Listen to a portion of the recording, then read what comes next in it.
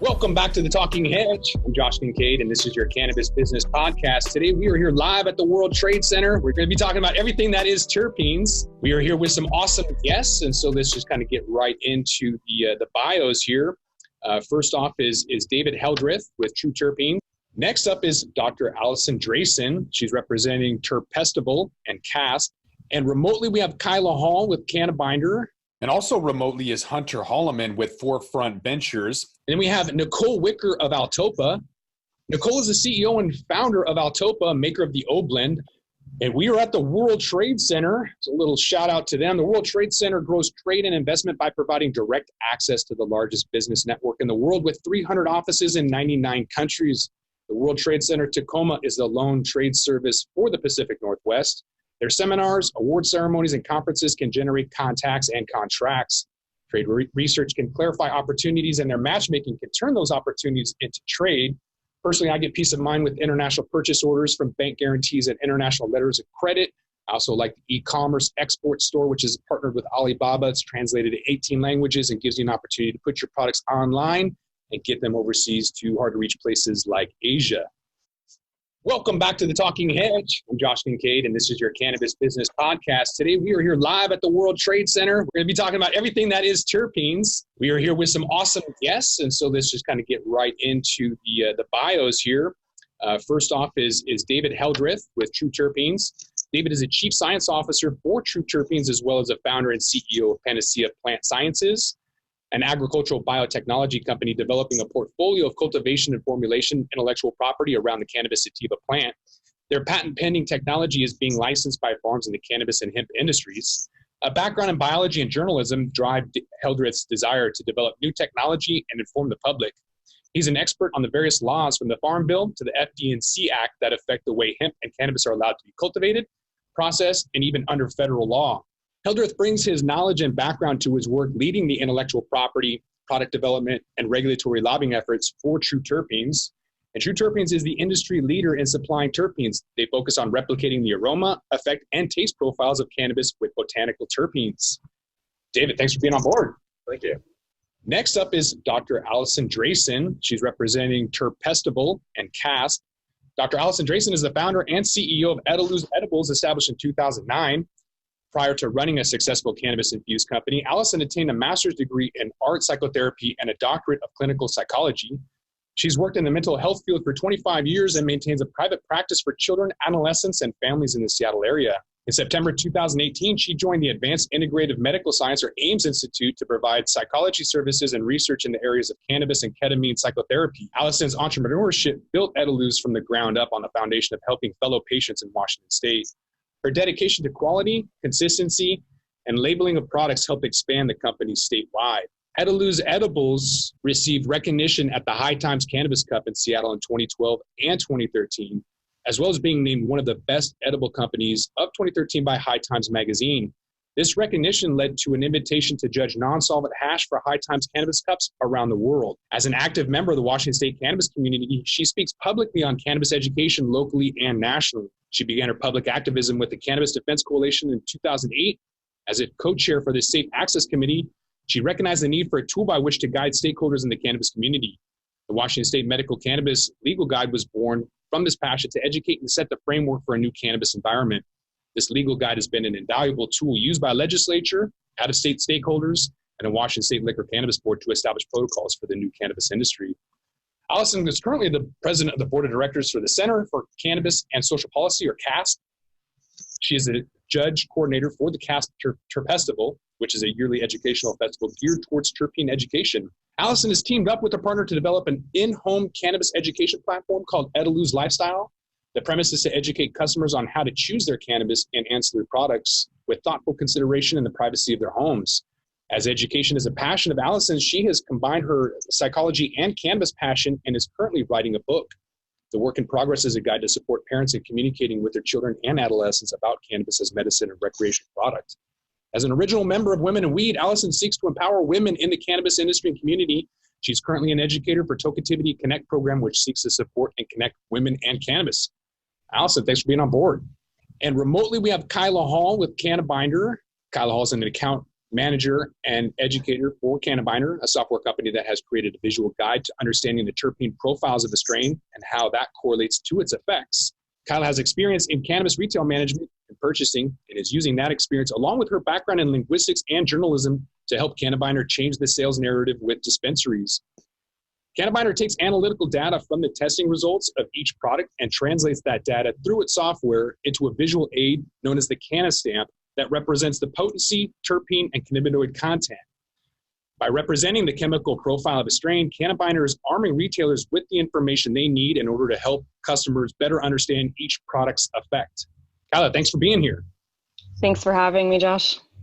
And also remotely is Hunter Holliman with Forefront Ventures. With a background in botany, chemistry, and public policy, Hunter helps oversee cultivation, extraction, and manufacturing for Forefront Ventures and the Mission Retail brand. As a participant in the early California medical industry, Hunter spent nearly a decade cultivating, working in dispensaries, and grassroots organizing for drug policy reform in the state before going abroad for graduate school in public policy. Hunter continued grassroots organizing and policy efforts in Washington, D.C., where he worked with Americans for Safe Access, lobbying for medical cannabis reform before moving to Forefront over 4 years ago. As Director of Product Development with Forefront, Hunter both analyzes current operations and throughput for efficiencies, as well as research and development of existing and new products. As a medical patient first, Hunter is a strong proponent of the wellness model where all cannabis use should be reframed as medical and even preventative medicine. Hunter is also a strong advocate for broad spectrum cannabis preparations over isolates as a means to properly engage the endocannabinoid system, and believes that the trend towards solventless preparations such as rosin will overtake the consumer market as users become more educated around the entourage effect. Hunter, thank you for being on the podcast. And then we have Nicole Wicker of Altopa. Nicole is the CEO and founder of Altopa, maker of the Oblend, a device which enables individuals to find, customize, and create precise, consistent cannabis and other therapeutic products. Using the Oblend app, users can select from dozens of ingredients such as THC, CBD, myrcene, and pinene. It mixes and dispenses these ingredients very precisely and creates products such as vapes, tinctures, and topicals. If the user likes the products, they can save the recipe and share it with their friends. The user can then adjust the ingredients so over time the user is experiencing personalized benefits that are perfect for their body. From 2018 to 2014, Nicole was the CFO of Terpene, a medical device company that develops disruptive medical diagnostics and treatment devices to treat dry eye disease. During 2010, when Terpene was pre-revenue and pre-FDA approval and in the midst of a national financial crisis, Nicole raised the largest equity financing in the nation for a medical device company. Shortly after closing the $45 million Series C financing round, Nicole became acting CEO of Terpene. In late 2011, after FDA approval, Terpene commercialized in North America, Europe, Asia, and Latin America. The company hired 150 employees, raised over $125 million, and achieved a $30 million revenue run rate within 3 years. Under Nicole's leadership, Terpene became the fastest growing company in North Carolina and was recently acquired by Johnson & Johnson. Nicole started her career with Ernst & Young and became senior manager of the entrepreneurial service audit team and key player in multiple IPO and M&A transactions. She was awarded CFO of the Year in RTP, North Carolina, and raised over $150 million for startups and emerging growth companies. She has a consistent record of positioning organizations for success, spurring rapid sales growth, opening new revenue streams, and building highly accomplished teams that demonstrate profound dedication to operational excellence. Nicole brings almost 3 decades of financial and leadership experience to Altopa. Her expertise centers on driving early-stage companies to commercialization and rapid growth. And Nicole has a passion for business strategy, disrupting industries, and positioning companies for successful exits, which can be seen in previous accolades, such as the largest medical device equity round in 2010 for $45 million, largest medical device royalty funding in history at $70 million back in 2012, awarded CFO of the Year in 2013 by Triangle Business Journal, and awarded CFO of the fastest growing company in North Carolina by the North Carolina Business Magazine in 2014. Nicole, thanks for being here. And we are at the World Trade Center. It's a little shout out to them. The World Trade Center grows trade and investment by providing direct access to the largest business network in the world with 300 offices in 99 countries. The World Trade Center Tacoma is the lone trade service for the Pacific Northwest. Their seminars, award ceremonies, and conferences can generate contacts and contracts. Trade research can clarify opportunities, and their matchmaking can turn those opportunities into trade. Personally, I get peace of mind with international purchase orders from bank guarantees and international letters of credit. I also like the e-commerce export store, which is partnered with Alibaba. It's translated to 18 languages and gives you an opportunity to put your products online and get them overseas to hard-to-reach places like Asia. So terpenes are an international opportunity, a commodity, and yet not many people know what they are. So before we dive into the Q&As, let's kind of just briefly touch on what they are and then let the subject matter experts dive into it. Terpenes are a fragrant oil that gives cannabis an aromatic flair. They're found in cannabis as well as fruits, herbs, and all other plants in the phytokingdom. They give strains like sour diesel, its fuel smell, Durango lemon purpose, lemon aroma, and sage and sour, its earthy sage flavor. These oils are secreted in the bud sticky resin glands that contain the cannabinoids we're all familiar with. Terpenes are found everywhere in nature, in plants and insects. Insects actually use terpenes as a way of communicating and even as a luring mechanism for mating, while some plants such as pine and firs use terpenes as a defense mechanism to ward away predators. And yet, David, typically when cannabis is mentioned, the term tetrahydrocannabinol or THC is dropped left and right and is usually recognized as the plant's main medicinal constituent, when in reality, THC is one of 483 known compounds in the plant, including at least 84 cannabinoids, such as CBD and CBN, THCV, and CBG. And so maybe you can elaborate on what these are and why these terpenes and terpenoids are important. So speaking just from cannabis or other medicinal plants in regards to humans, because you kind of outlined the plant, why the plants produce them, why they're important for them. For us, all of these different compounds have different effects on our bodies. So while you mentioned THC, and I think CBD is even more so, kind of what everyone thinks about in regards to cannabis now, the easy go-to is that CBD and THC are kind of like the gas pedal and terpenes are the steering wheel. So I'm not sure, I think everyone here has probably tried CBD or THC isolate compounds, smoked or eaten, and then had that same kind of compound with a botanical or some type of cannabis terpene blend, and that's a completely different experience. And the reason is because of those terpenes. So things like pinene and eucalyptol are found in cannabis, but they're also found in rosemary. Many of us may have experienced rosemary's stimulating effects or uplifting effects. Then you get to linalool, which is found in cannabis, but also found in lavender and grapes. And that's the reason why grapes and wine tend to have that soothing effect, or lavender at the same time. So really, most of the effects we're thinking of with cannabis don't come from the cannabinoids. They come from these other compounds, and it's just the synergy with THC or CBD that creates that. So I think that's the easiest way to explain why they're important for human physiology.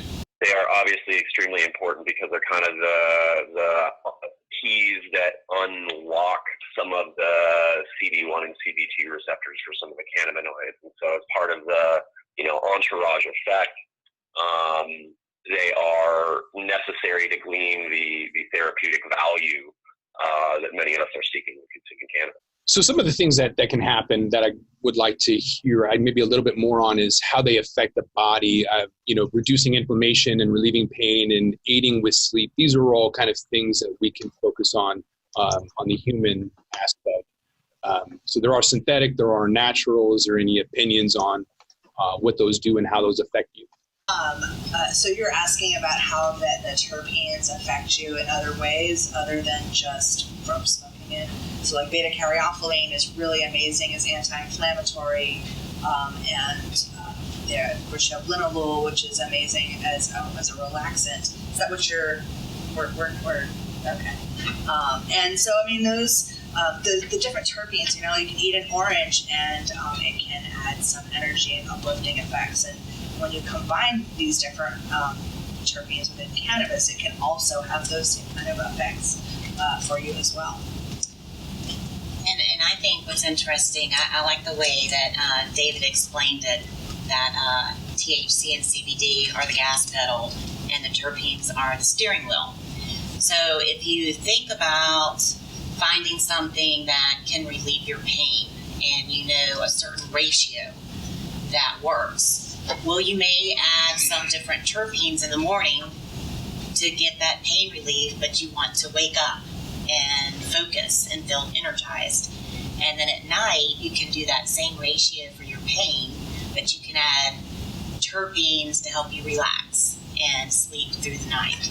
So terpenes are very, very potent, but they have a big impact on the outcome when you're trying to relieve different medical ailments.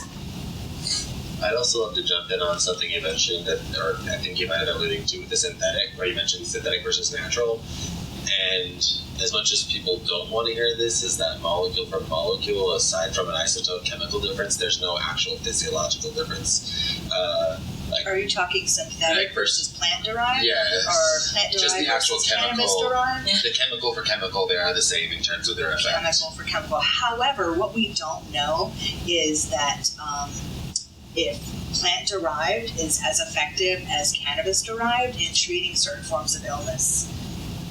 I agree, and I think that it's going to be the synergy of the way that the plant is producing these things and binding them together in that matrix more so than the exact chemical, because they found, like for ginger, for example, when you isolate the compounds that kill cancer and then you reformulate them individually or reformulated by people, they aren't as effective as the whole plant immediately. And so exactly that same thing could be happening, and it's not because the chemicals are different, it's something in the matrix the plant is doing. And this is what we find at our clinic, because we do a lot of cannabis-assisted psychotherapy and as well as cannabis therapy for oncology patients. And people who have access to cannabis-derived terpenes in their medicine, we see more positive results than those who may live in parts of the country where they cannot get cannabis-derived terpenes in their medicine. Like, Ethan Russo, there's so many cannabinoids we still don't even know about, as well as terpenes that we don't even know about. And so that is why I'm a really big proponent of the cannabis-derived terpenes, especially for health and wellness and for medical reasons. Definitely. When you look at a cannabis profile, the cannabis plant makes so many more that when you attempt to replicate it, even if we hit 60 or 70, just in the terpene compounds, I just had a test result done from a lab outside of the United States, and it was like 90 compounds, and these are just terpenes and oxidized terpenes and things related to that, and so it's just really hard to replicate that. And then you add in flavonols, esters, hydrosols, and all these other compounds, and so there is no actual way to completely replicate the cannabis plant. So, Alison, we're seeing in recreational states like Washington, some consumers are entering retail stores asking for terpene information and products that display specific terpene dominance, and this goes hand in hand with the embrace of that. Are they really? That makes me excited. They're asking for that. Some. Wow. I think the recent lawsuit. We're going to get into that. Yeah. But so there are a couple, there's a couple of people that go into some states, some consumers entering the stores asking for terpene information. And so with this going hand in hand with the embrace of rare or minor cannabinoids such as the CBC and CBG and THCV, but so how do these cannabinoids offer a unique experience that doesn't fit the mold of the Indica Sativa hybrid? Well, I don't actually like to use the words sativa, indica, and hybrid because those are part of like slang culture. And it's very unfortunate because when I go into a store now, that is the focus, is sativa, indica, and hybrid. But there's so much more to the plant than just those particular words. And it really, those words were really assigned to the botany of the plant and how the plant looked, whether it was short with fat leaves or tall with thin leaves. But there are plants such as the Indian hemp plant that you would suspect would look like a sativa, in that being a sativa tends to be tall with thin leaves, but it actually looks more like an indica, which is characterized by a short full plant with fat leaves. So that kind of tells us that we really shouldn't be basing or categorizing particular cannabis plants by by the name sativa and indica, and more so by how you want to feel. And so, like sativas, rather than asking for a sativa, ask for something that's like uplifting. That you have certain terpenes in addition to different cannabinoids. That so, like you might find myrcene, or linalool, which is typically something more that's relaxing.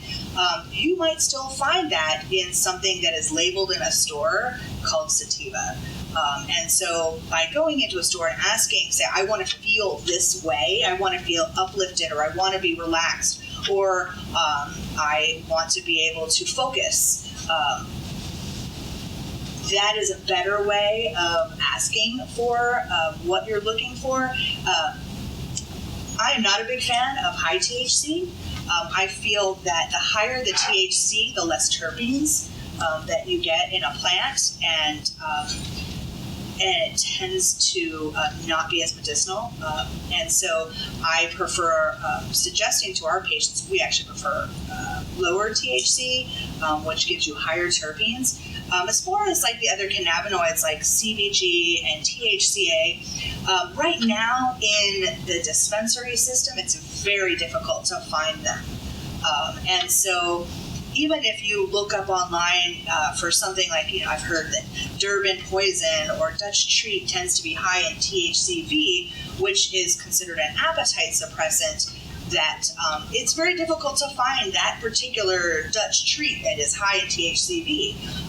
It's not listed on the item. It's very rare that a bud tender has this knowledge and information, and so it's really up to consumers to do the legwork and to investigate it themselves, and to Google is your friend, and to find exactly the strains that may have the cannabinoids that they're looking for. Each grower and each plant is going to be different, but I always say just do your homework and go in with how you want to feel, and ask your bud tender those type of questions.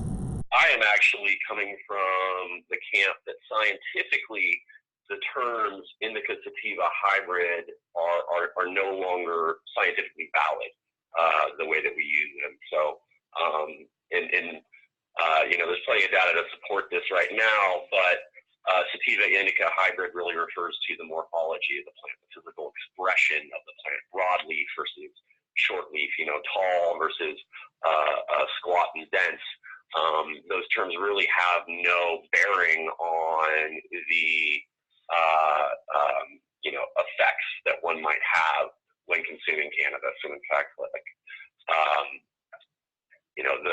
the feeling that we ascribe to scare quote indica are really just the presence of like higher than 0.5% myrcene as a sedative. So there we get a little bit of the terpenes actually playing a role in the ideas that we have around Sativa Indica hybrid. And I used to be a bud tender. Like, I get it.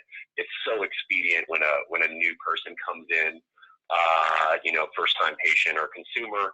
You can say, look, here's a spectrum, Sativa Indica, and there's all this stuff in between, sleepy, happy, everything in between. But as someone that knows a little bit more about the plant taxonomy, its science, metabolism, like those terms are really just useless. And it's hard for us to figure out how to properly convey, a cannabinoid profile with the terpene wave. It's very hard to digest, it's very nuanced, a lot of it's kind of hand-wavy science at this point too. Which is why we see a lot of companies coming out with like happy, sleepy, horny, product mixes that are trying to cut through that. But I think that, not only do these secondary cannabinoids, flavonoids, terpenoids play a huge role in how we consider the sativa indica dichotomy, that again is bogus science anyway. But these cannabinoids and terpenes are literally the expression of that sativa indica hybrid that we find expedient to use in our vernacular. Kayla, as a follow-up question, California in the past has been an industry leader, if you will. Popular strains, for example, tend to come out of California. They hit Denver about 6 months later, and then Washington State a year after they leave California. And so I'm just wondering, with you being down in California, if you've seen, more popularization of terpenes. I'm just curious, are terpenes helping to shatter previous conceptions about the effects of cannabis? Well, that's a really great question. So, I originally, I come from the medical market in California, where as a patient, I would go into these dispensaries and I would kind of relish in the experience of being able to go in and have these open jars where I can follow my nose. And I think, you know, for as long as we've been smoking weed, we've been following our nose, and that's how we make the choices we do on the products that we want to have. But as far as the terpene conversation goes, you know, working in the Washington market for 3 years, it was really interesting to come from California medical and see that all of these, the packaging, it's the packaging that really disrupted this whole process and took away from the experience. And I wasn't able to make those decisions based on my nose, on the scent. And really, when you're following your nose, you're following the terpenes that you like the most in that plant. And in California, they're taking after the Washington market in the way that, and it's becoming more of a conversation of THC percentage. And I went into a dispensary in Long Beach a few weeks ago, and you know, I went in and said, hey, you know, I really want something that's going to help me sleep. And the bud tender pulled a bunch of jars out, and on the very top, they had labeled each of them with THC percentages. And she said, well, this one is really heavy. It certainly helped me sleep, but, you know, it's really high in THC, so I think it's going to do the job for you. And that was really discouraging for me. And, you know, I was hoping, considering medical cannabis started in California, and we were supposed to be kind of the pioneers in this industry, for us to come on as late as we have and be taking after this model up there, it's just been very disappointing. What I have seen, though, is in Nevada, where terpenes are required to be tested, I went into a dispensary and experienced for the first time a bud tender telling me, oh, you like Bubba Kush? Well, it's pretty high in myrcene. And that's why I really like it. And I looked at him just like, did you really just say that to me? But it kind of proved to me that, you know, as someone who's started, I've helped launch 2 dispensaries now in Washington, and helped develop a 3rd medical dispensary in California. I wanted to develop a more educational sales model and focus on the terpene content and focus on the cannabinoids, you know, in CBD and little THC, but, you know, would benefit from having more CBN if they're looking for a sleeping aid. But the terpenes, I mean, it's it's a really hard conversation to have, because, again, we've just been so stuck on indica versus sativa. And unfortunately, Leafly really kind of honed in on that and took the market to where it is now, at least in Washington. And going into dispensaries there where you walk in and their display cases are set up that way too. I mean, we've got a lot of work ahead of us, but I think the fact that we're all here today talking about it is really important, and it starts with us. Hey Kayla, do you mind sharing the names of those Washington dispensaries, because I would love to refer my clients there? So the first dispensary I worked for was Western Bud, and while I learned a great deal there, their sales model wasn't exactly on par with what I would have liked, and so I essentially left that position and started a store called Smoking Crow in Bellingham. And when you walk into Smoking Crow, there's a diffuser going, and we actually use true terpenes in our diffuser. So we are trying to engage the consumers in a conversation about terpenes there, and people have been really receptive. And at first, it was really hard, you know, again, to try and get people off of not only indica versus sativa, but now THC percentage. But, you know, after about 6 months, I came out onto the floor one day, and there was a woman that had come in, and she said, hey, I bought this product from Ravengrass. It said it was really high in linalool. It really helped one of my clients. I want something else high in linalool.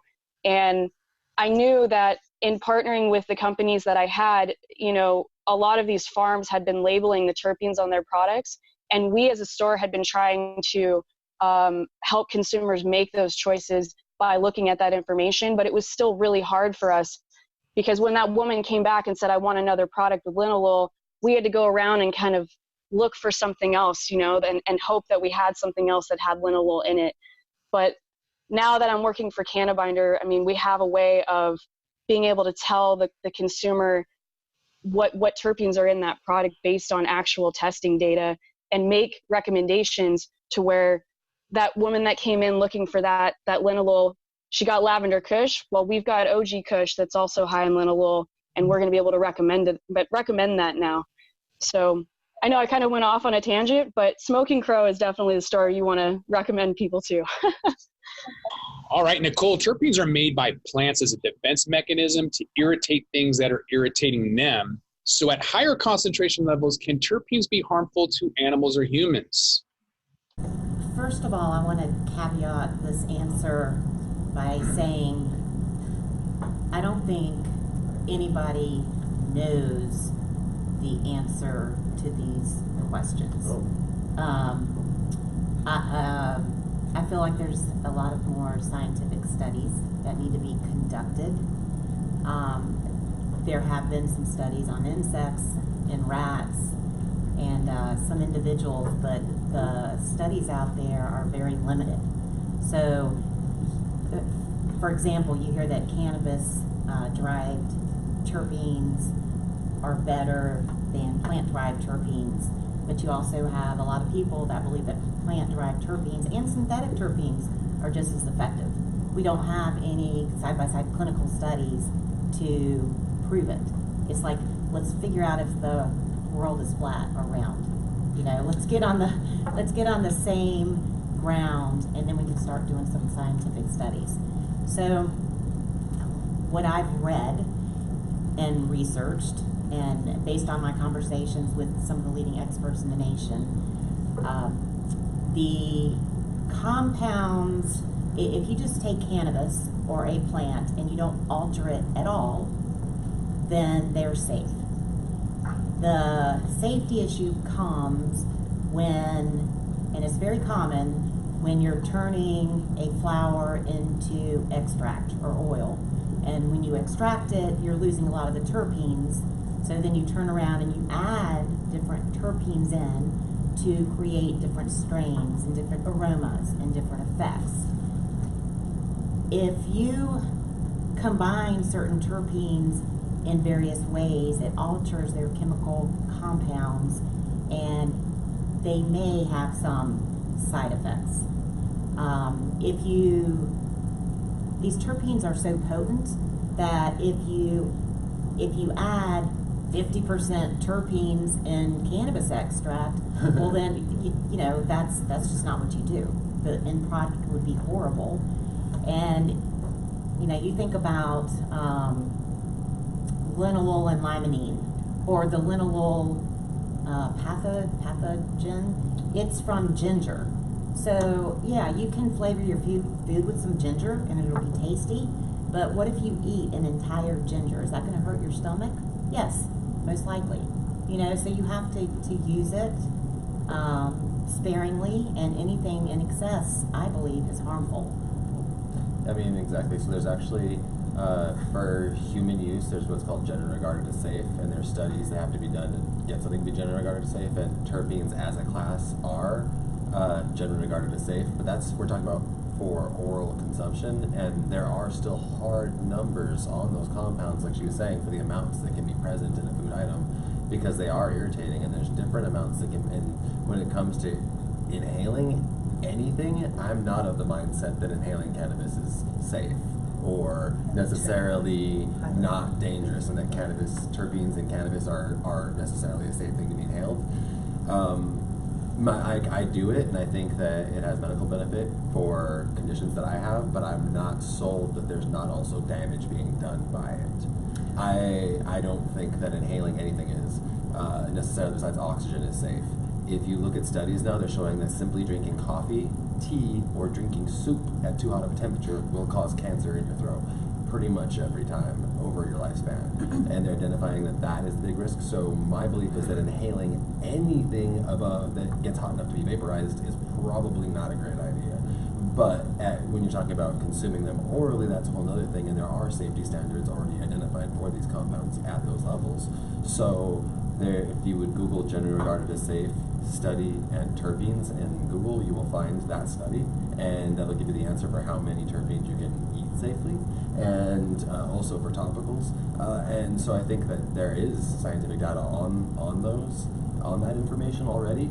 I think it's just not something that most consumers are ever going to look at, but product manufacturers definitely should. I want to jump in and throw something into this. So limonene, which is a terpene, is also a solvent.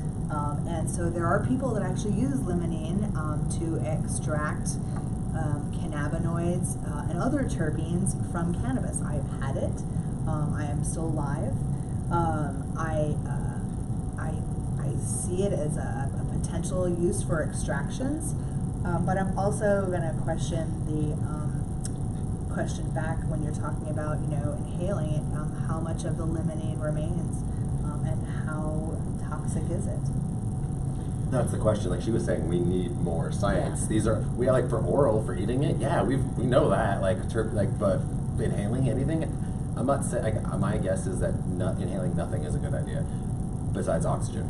But and the danger rises when you start delving into concentrate as well, and the solvents within concentrate, and consumers are, going a little overboard with that now. I don't know where you go from once you've really delved into that. How much higher can you get?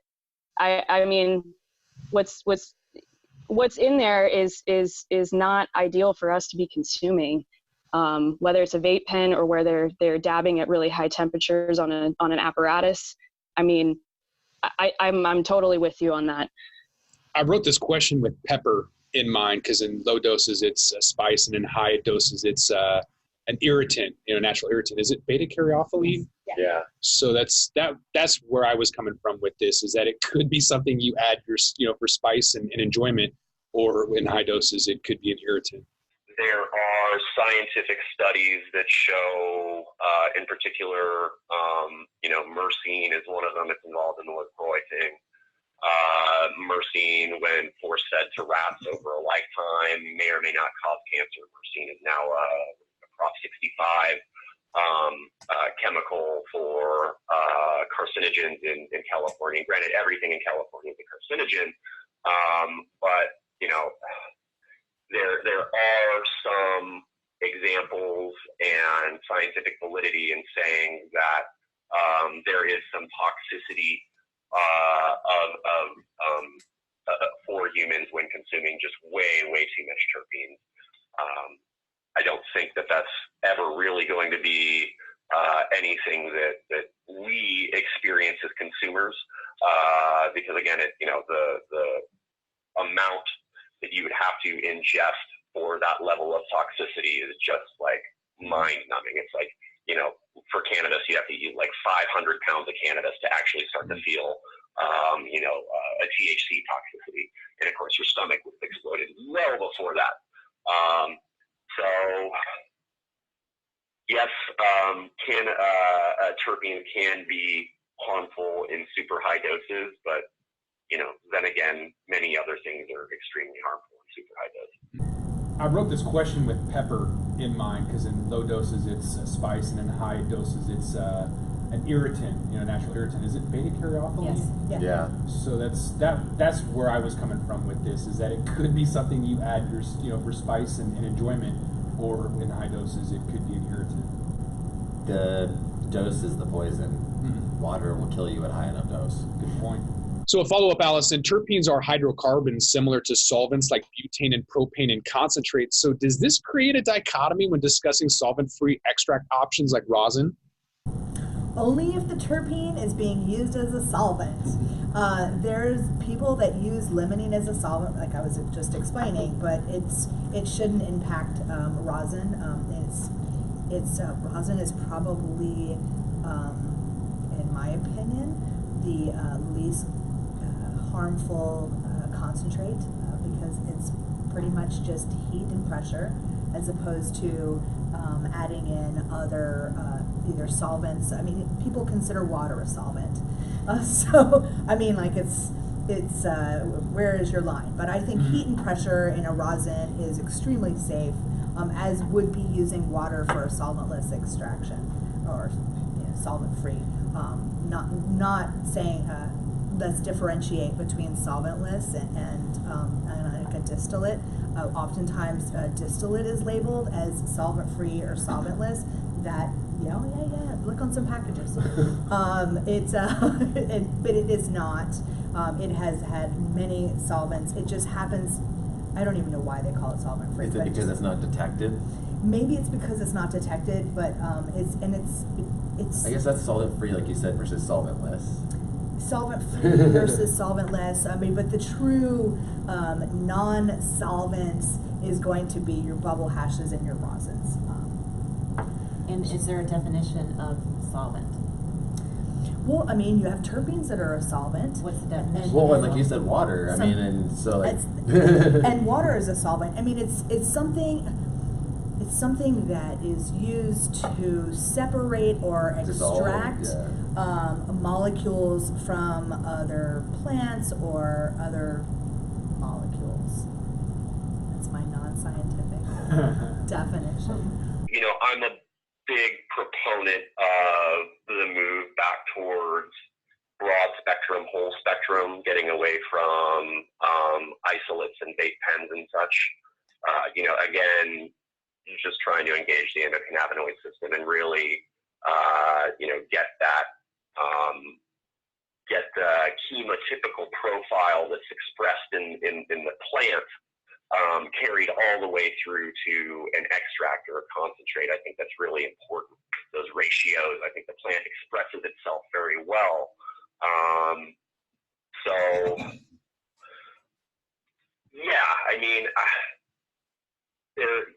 There's a lot of people now introducing fake terpenes or even botanical terpenes to some concentrates, non-cannabis terpenes. And I'll speak to that in one of the questions later as well. I do see a strong movement towards mechanical separation, solventless extraction methods. It's just like in the wine industry. You can go out and get $2 chuck, which will, I guess, relate to like distillate. People buy $2 chuck by the case. Some people want to go out and get a Bordeaux that actually has terroir behind it and like a deep complexity, and that's how I compare kind of some of the solventless rosin 6-star stuff to like the distillate or some of the mass BHO pulls that are being done. All right, Kayla, I'm going to throw a question at you. Just get your opinion on joints. California, number 5 GDP in the world, behind the U.S., and so they sell more pre-rolls than anyone else. And so, when using cannabinoids and terpenes together, it can enhance the effects of the cannabis plant. So, as cannabinoids bind to the endocannabinoid CB1, CB2 receptors, terpenes interact indirectly with them to affect their chemical output by modifying the availability of cannabinoids that pass through the blood-brain barrier. They even enhance neurotransmitters such as serotonin and dopamine by altering the rate of production, destruction, movement, and availability of receptors. And so, in your opinion, are these enhancements from terpenes the reason why infused joints and flavored oil vape pen sales have been steadily increasing, taking over market share from non-infused joints and flavorless vape pens?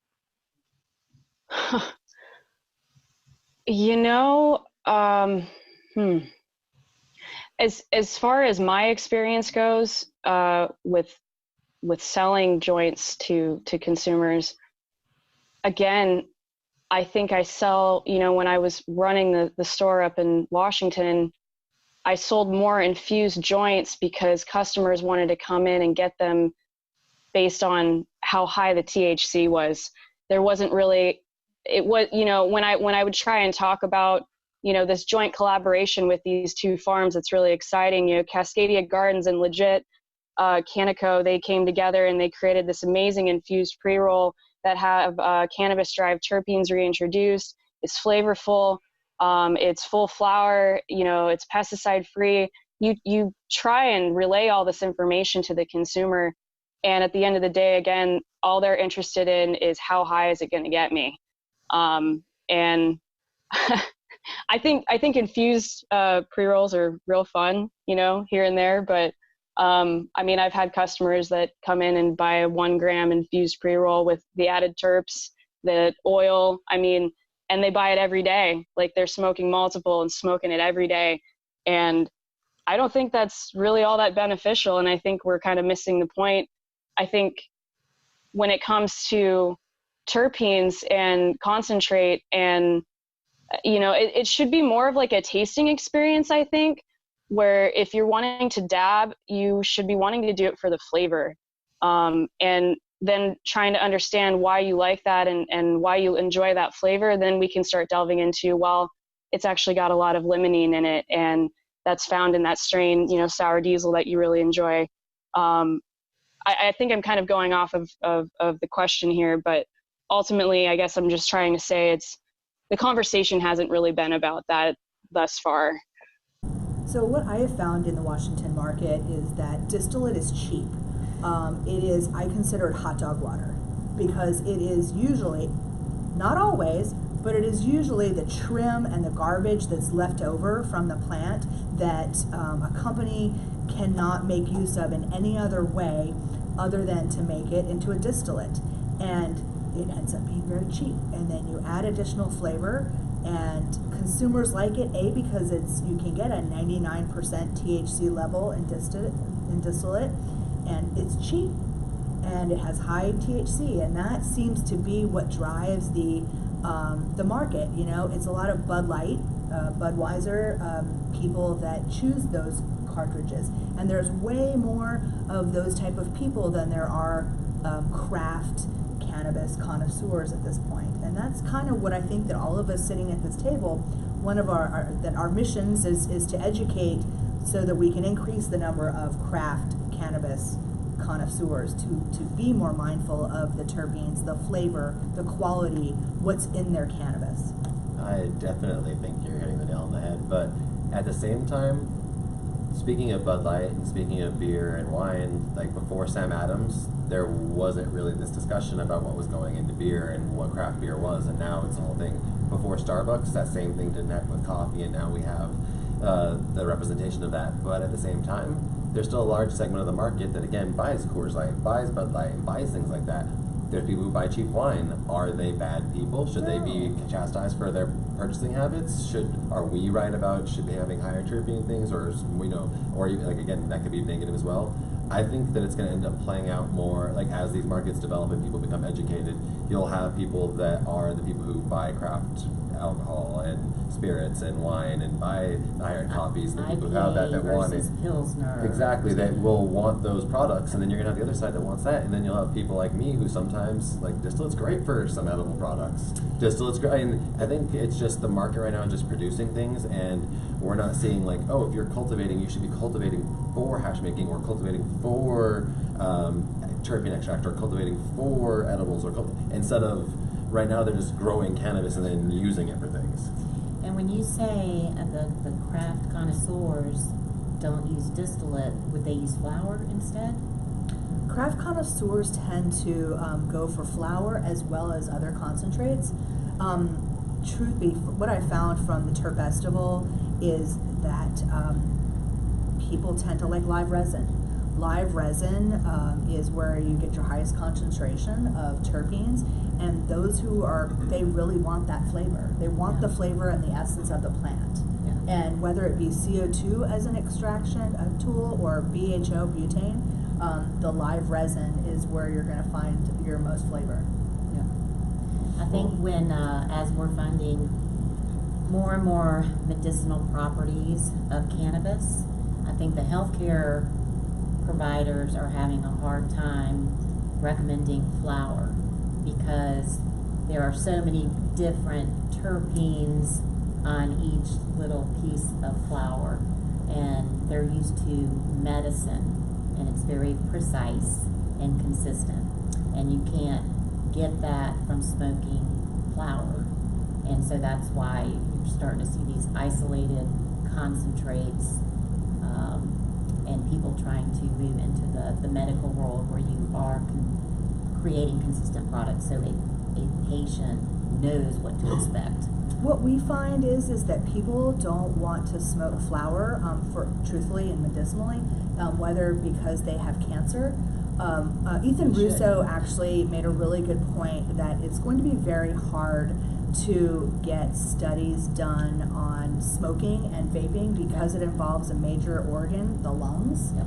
And so, and what we tend to do at our clinic is we teach our clients how to make capsules so that they, go and, make it into their own extract with like an ethanol, and they fill capsules as opposed to smoking it, so that bypasses any inhalation, and mixed with a nice fat like MCT oil, then it really does the most benefit that it can for patients. One caveat I would make is that CBD interacts with the cytochrome enzymes through blocking them, and then that causes drug interaction. And when you smoke CBD, it bypasses that metabolism, and so that doesn't happen. So I believe, and also people who have gastric issues, like my wife, she can't eat cannabis. Almost every time she eats cannabis, she gets sick. If she has a sublingual, fine. If she smokes it, fine. But because of her stomach issues, if she puts THC or CBD and it makes it to her intestines, she gets sick. So there will be people who can't use it for those reasons or have nausea issues, and so smoking is a better mode of application, I believe, or maybe an inhaler eventually. Yeah. But there's definitely, I don't believe, and because of the liver enzyme issues, I don't know if I believe that oral is always the best answer. Again, it depends on what you're trying to treat. It's complex answer, like you were saying. Yeah, and something we're also finding out at the clinic that I think is pretty interesting is that if you have an estrogen-rich cancer, meaning that your body is producing too much estrogen, you have to be very careful about prescribing or suggesting, I should say, something with high THC because it does more damage. So for those type of clients, we recommend more of a CBD or a CBG cannabinoid concentration than THC. There was just a paper out about that where it showed THC increased the growth of cancer in those situations for that same reason. Melatonin oppositely downtunes estrogen and helps with the opposite of that. So it's funny, just not funny, but interesting to see. It's just something data. new, yeah, that's just come out that we've been seeing. Awesome. I mean, it's bad, but it's good to know. Yeah, that's a super interesting point. We're starting to see a lot more of these. If by flavorless vape pen, you mean just like a cannabis flavored, or just like a straight THC distillate? The latter. The latter, yeah.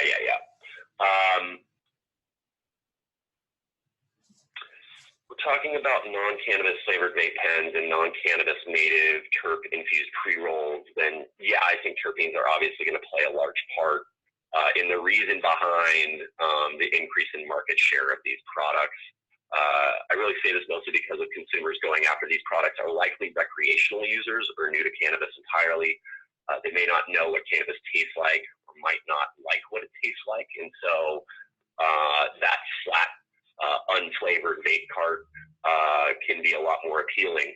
I compare this to novice alcohol users who might reach for an alcoholic soda or a sugary flavored liqueur because that seems a little less offensive than like a double IPA or a glass of scotch to a new consumer. So although these infused terpenes impart a familiar flavor, and they play a role in that market share, I would actually say it's the marketing around these products that is driving the increase in market share, because it's really reaching out to consumers that might not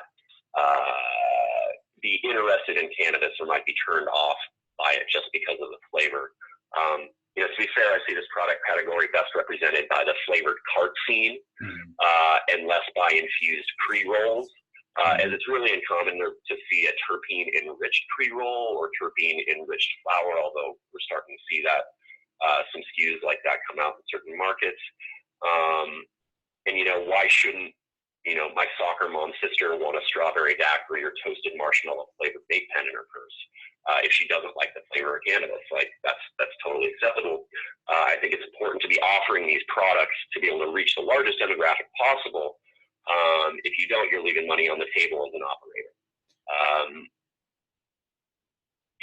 That being said, the toasted marshmallow Smirnoff flavored distillate cart, or whatever crazy strawberry daiquiri flavoring is going into it, fake terpene.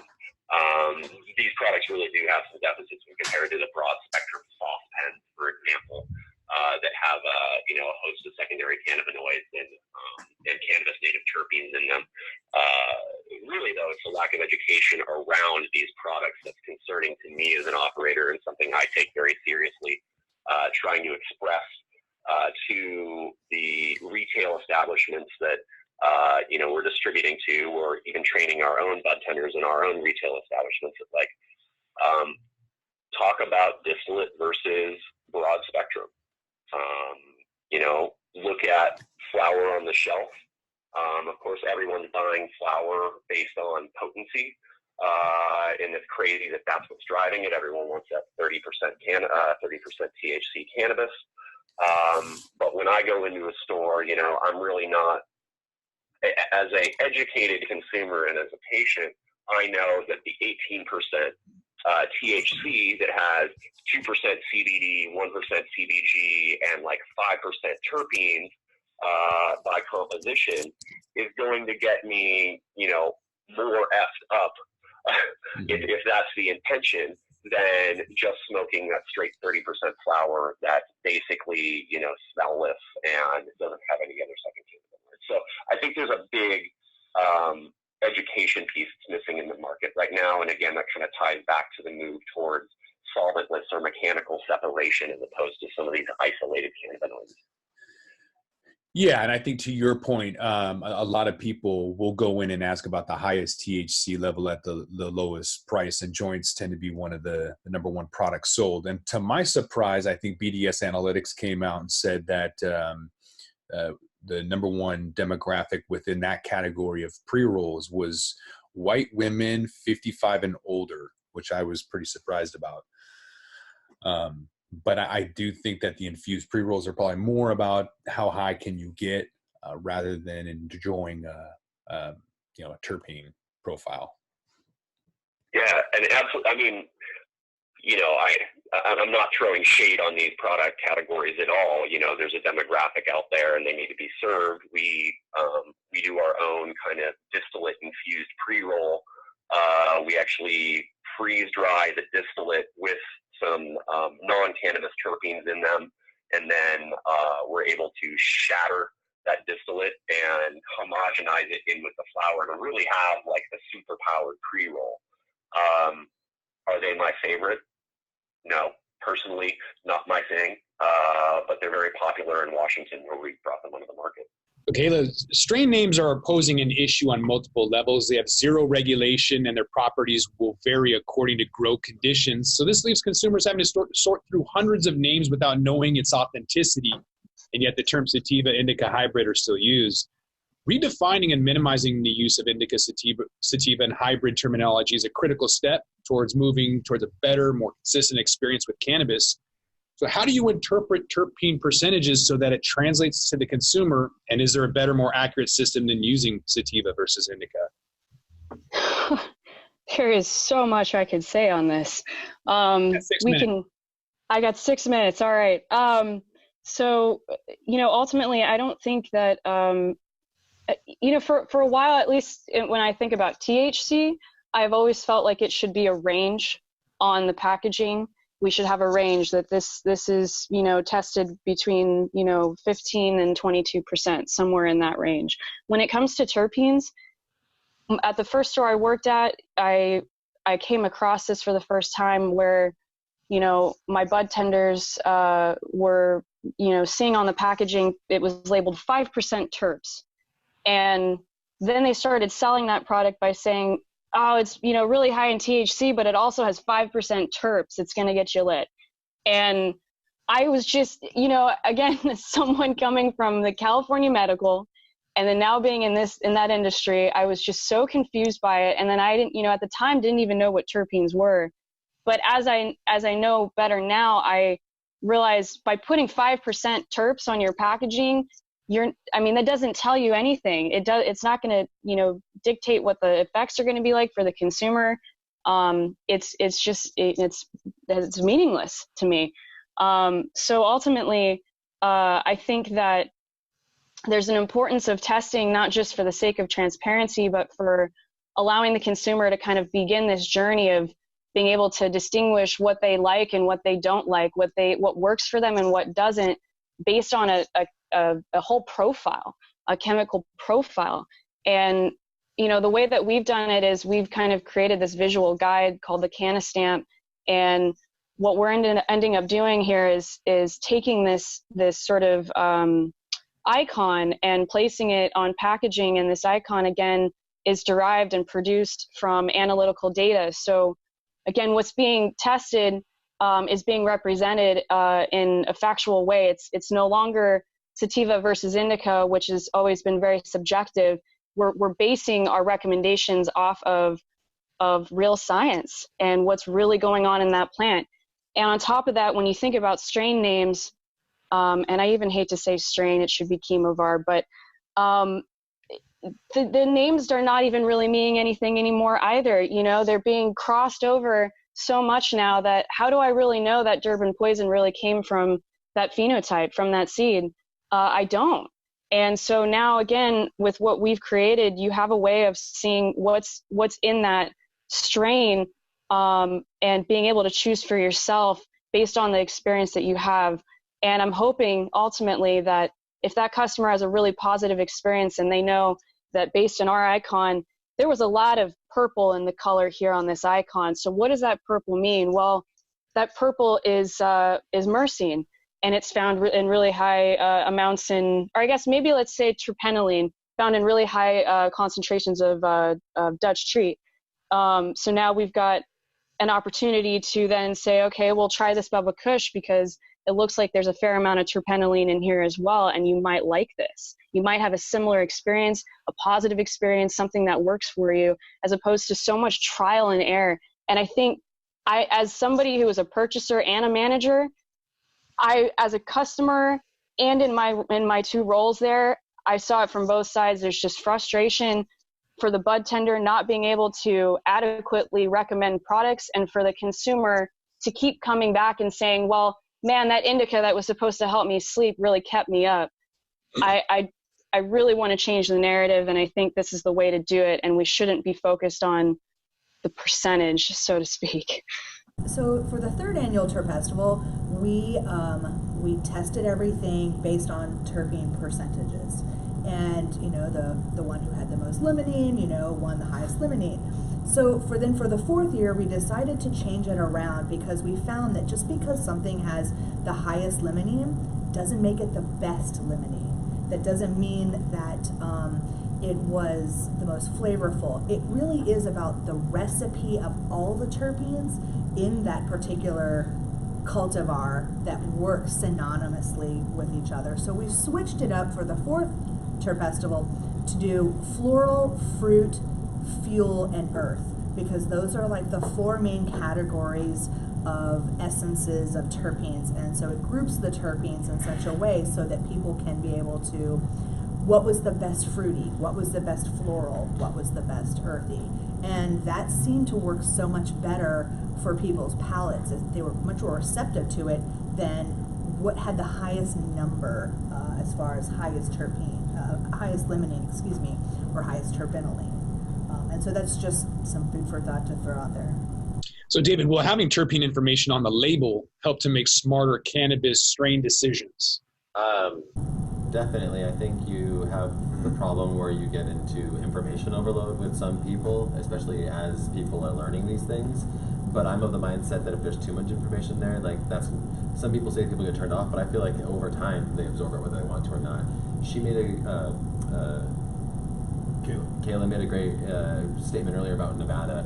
I'm from Southern California as well. I was in the medical market, and we used to test our stuff, and we would pull 3 gram samples randomly from every pound and test those and average the terpene results, average the cannabinoid results, and that's what we would share with our customers.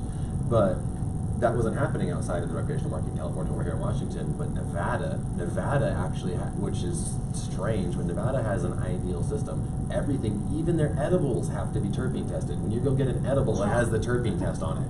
Like, they went overboard, but I'm like, hey, that's better than the opposite to me as coming from the medical cannabis. I've been a patient since 2003, and seeing this whole evolution even in California before there was testing, it's been incredible. But then I do feel like recreational is like in places like Nevada, for some reason, it's made it better having the testing and having that be there. And then you have places like Washington that for some reason has taken this opposite, almost just complete commercial, like alcohol. Well, I mean, it makes sense. If you look at Washington, it's been done by the WSLCB, and so they're mirroring alcohol. And when alcohol was made legal again after Prohibition, there was a thing where they were trying to prevent what they called the potency wars of alcohol, and so they banned putting the labeling of what contents of alcohol were in beer or wine, because they didn't want beer brewers or winemakers or distillers to just go back and forth trying to make their alcohol stronger. And I believe that you have a similar type of mentality coming from places like Washington and some of these other places, and Oregon and places, which is reflective in their guidance in terms of labeling. And you have places like Nevada, which ironically enough are more of like, this is a danger, this is a thing, so everyone needs to know what they're consuming. And so I believe that has led to, when you walk into those stores, every person that was a local knew to ask for terpenes. Every local that was from Nevada that was in those stores I went to knew all of that. No one, and this was during MJ BizCon, no one from MJ BizCon knew anything about that was like in the cannabis industry. But all these locals that were 50, they're like 18 to like 20, or I don't know if they're 18, like 20, they look like 18-year-olds to me. They're probably 21. No, they were like, hey, 21-year-old looks like a child to me, I'm sorry. But, and so like all these people, like you were like, would just assume, or like these little stoners who don't know anything about it, knew more about it than half the people on the floor. That is so awesome. That really warms my heart. That means that there's hope. Well, you just have to give people the information and they will learn.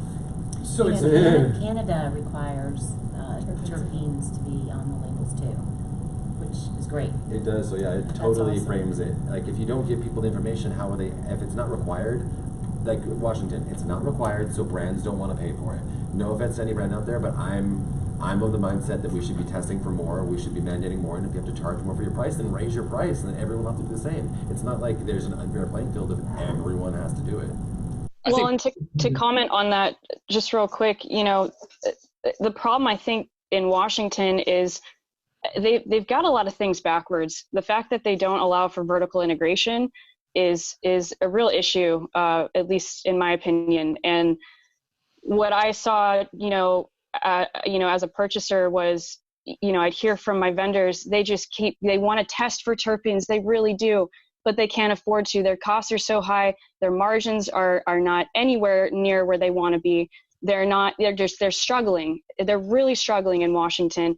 And it's because these retailers are beating them down with a stick and saying, hey, I'm not going to buy that strain that you grew and is potent and really great because it's testing at 14%.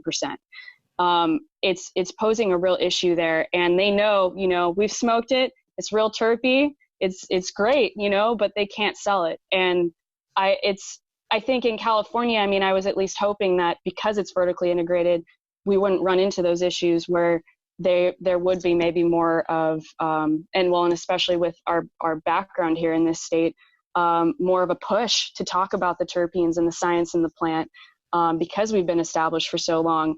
But I think at least for Washington's sake, that's kind of where the issue started.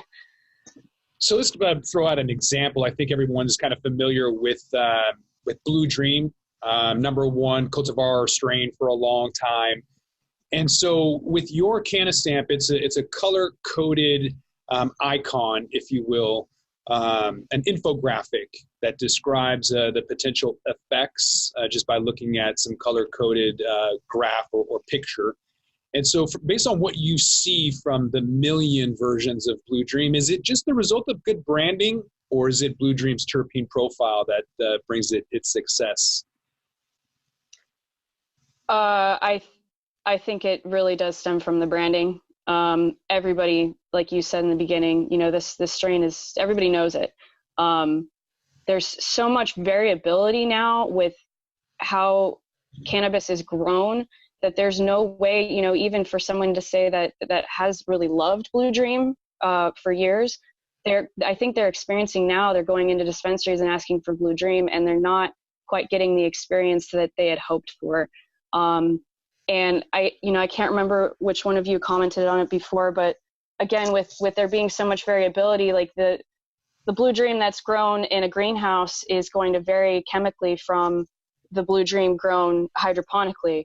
And there might be a similar chemical profile, but I mean, what we're seeing is quite the opposite, that, this Blue Dream is pretty different from this one. There's a higher amount of this terpene over this one. And again, we've got a way of at least showing that now. People aren't aware that with the testing now, the way that it is, that they could know this information, that they can ask for this information, that you should be able to go into a dispensary and say, you know what, I want to know if this Blue Dream really does have this terpene that I've read is typically common in this strain. And they should be able to receive that testing result and walk away with it. And that's not happening either. But people don't know how to ask. They just say, man, I love Blue Dream, so I should, go in and ask for Blue Dream and have that same experience every time. But it's just not happening. It really has found its niche. It's a massive yielder. It grows very easily and is very resistant to pest and other pressures. So it allows for a very easy IPM regimen when cultivating. Consumers love it because it's kind of, and forgive me for using the Sativa Indica terminology, but it's kind of a Sativa leaning hybrid. Like, you get the super silver haze really predominant in the blueberry genetics that would represent that, again, scare quote, Indica side, kind of tapers off that super high buzz. So it's like its terpene profile and cannabinoid profile, its chemotype are really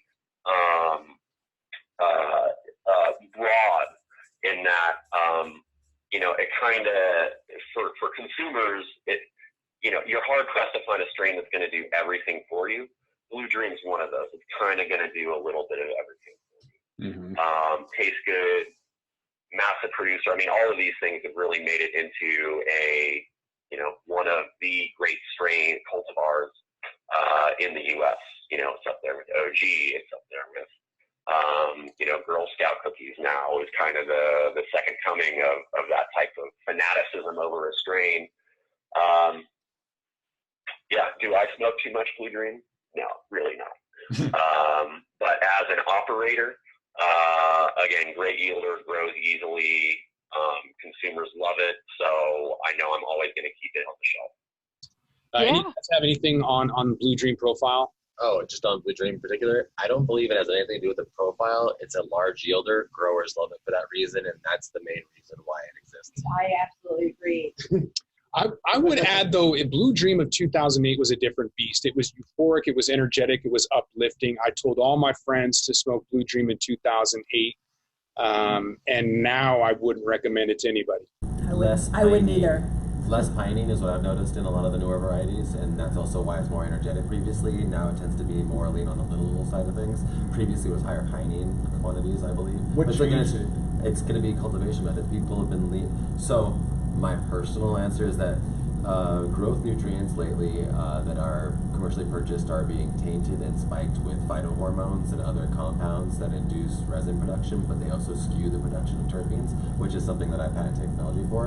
And so it's something I know a lot about with this. And so one of the main ingredients that people are using is salicylic acid and methyl salicate. Those are hormones that cause plant growth for antifungal agents in terms of what the plant makes. But what those do is those also upregulate specific terpene profiles. Those upregulate the little and things that are flowery, and so you're getting it to skew away from that when there's other pathways that go towards myrcene heavy or pine skunky or towards piney and those types of profiles. And so what you're seeing is the entire industry is using these particular, or most of the industry is using these particular nutrient lines, and it's causing everyone to skew a different direction in terms of flavor and things. And so while we keep trying to breed things, as much as we're doing that, the way we're cultivating is completely changing. And this is nutrient levels, this is hormones, this is light frequency, because your light frequency is going to change the hormones the plant is producing as well. UV, not UV. And that's why, as much as knowing what chemovar you're getting, it also doesn't mean anything. Like, knowing that it's Blue Dream doesn't tell you anything. I could give you a clone of Blue Dream, and 10 people could grow it, and everyone would be different. Exactly. I feel like we have advanced a lot over the past several decades because pot used to just be pot. And then we moved towards the sativa versus the indica versus the hybrid. Then we have moved now towards the strains or chemovars. And I think the next step is to move towards what the chemical composition, or the percentage of THC, CBD, THCA, and what terpenes are in what I like. I think that's the next step. Yeah, the cannabis stamp almost sounds like a happy medium where you're looking at the effects rather than arbitrary numbers. THC percentages is really just an arbitrary number, whereas a visual representation of the effects, I think, is going to be more user-friendly. Absolutely. I would agree. Absolutely. It just needs to be more detailed eventually because there's so many. But again, that comes into the thing is how much can someone actually intake in terms of information and make a purchasing decision. Well, that's why I really like the floral, fruit, diesel, earth flavor profiles, because now, because of the packaging requirements of different states, you don't have that jar that you can sniff like you used to before, and that's it's very sad that we've moved away from that. But it at least gives the consumer some idea of what category it is, that they're looking for. Do you like floral scents more than you like earthy scents? And if that's written on the package, then consumers can then make decisions based on that rather than with their nose. So you said that Blue Dream was a big yielder, a big money maker, and so terpenes will be as well. But by comparison, the global essential oil market is expected to exceed $11 billion by 2022 with a compounded annual growth rate of 8.7%. So increasing demand comes from cosmetics, food and beverage, pharmaceutical, and other end-use industries where it's used in part aroma and flavor to drive the market growth. So a higher discernment towards organic and flavored cosmetics and food products are also fueling that global market growth. So in general, do you see U.S. companies poised to deploy big money throughout 2019? Or are you guys seeing Canadian cannabis companies increasing their cross-border acquisitions and deals? Both. I'd say both. Yeah. I mean, everyone I know who's in the cannabis industry as a producer or processor is talking to someone in Canada, because there's definitely some cross-border interest in what we have going on in the States, and people seem to feel that if you connect with a bigger player in another country, then it's maximizing your visibility. I feel like it was all Canada until about a year and a half ago. And we all knew that eventually the tobacco industry was coming in. Eventually the cosmetic industry was coming in. Eventually the beverage industry. And they've all entered. And they haven't entered in small amounts. They've entered in billions of dollars of investments. So I believe now the U.S.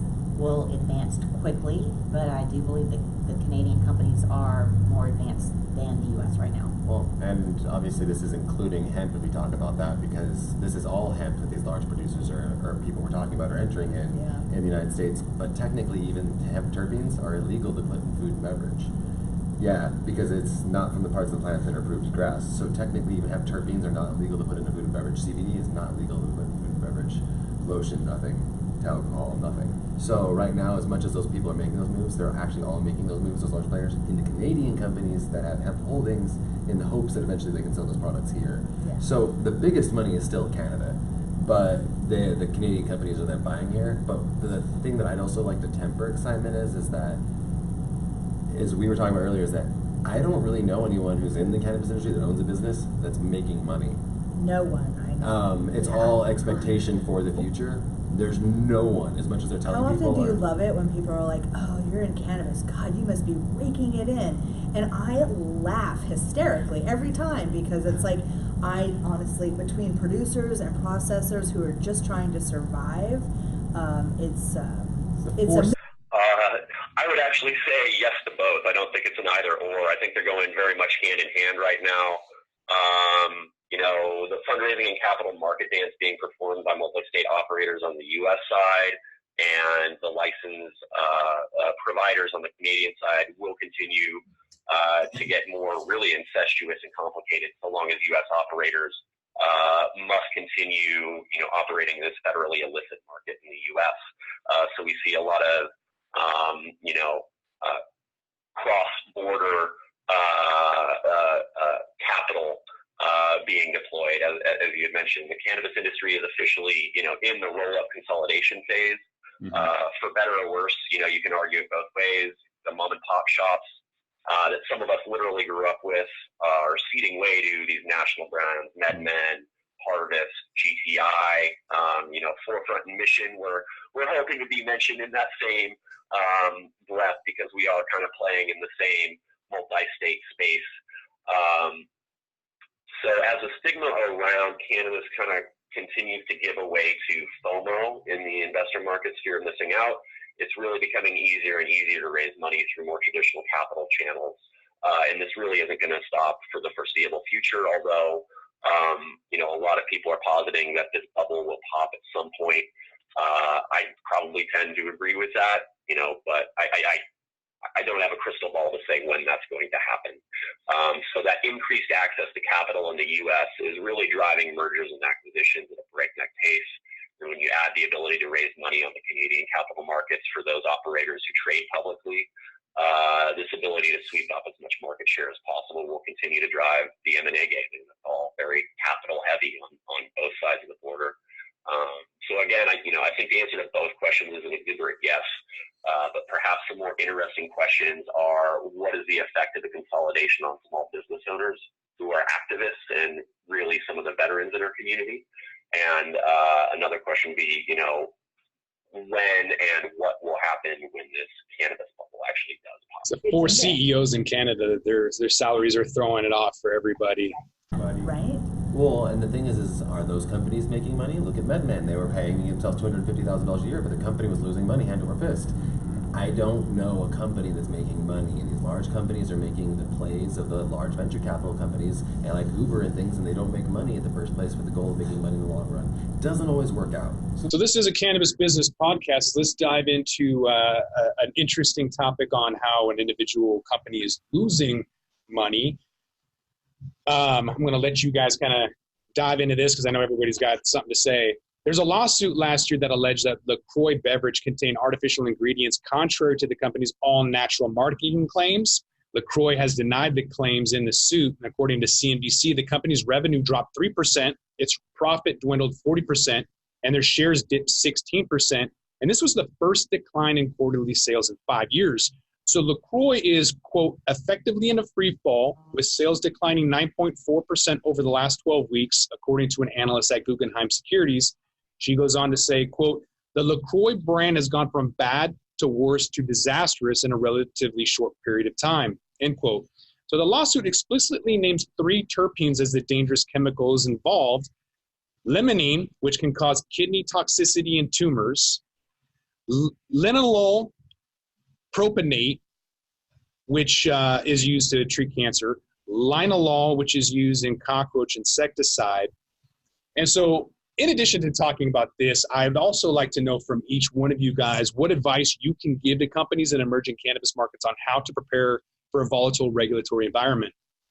First, I have to add, I actually just read an article about this, that LaCroix, their sales have diminished because there are actually a lot more sparkling waters on the market. That's exactly what I was going to say. And also Amazon, everyone is moving into space. Amazon, and Bubbly, Pepsi. And so Pepsi has Bubbly. Oh, There's so many more sparkling waters, so let's just be mindful that that has a large amount to do with why their sales have decreased, that there are other maybe more popular, more tasty items that are on the market. However, those particular sparkling waters, I believe that they're also using forms of terpenes. Whether it's strawberry has terpenes, the limonene and the lime, it's all still terpenes. And I actually recognized that LaCroix was using terpenes early on, which is why I supported them because I've enjoyed using true terpenes in my beverages for the past, as long as Ben's been around.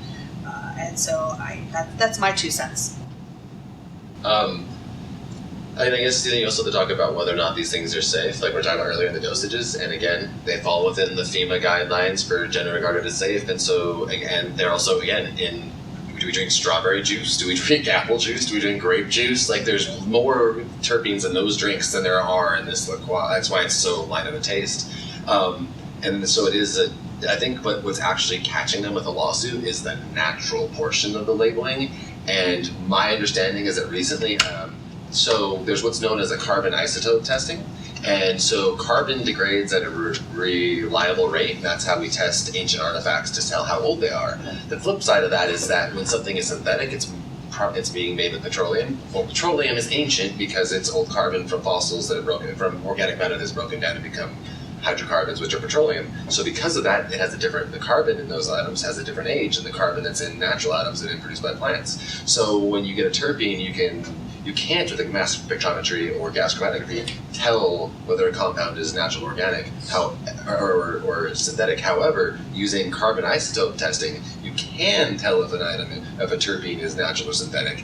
And that I believe that I've heard that they have had that evidence submitted to court that shows that they had at least some synthetic compounds from that isotope testing in their items.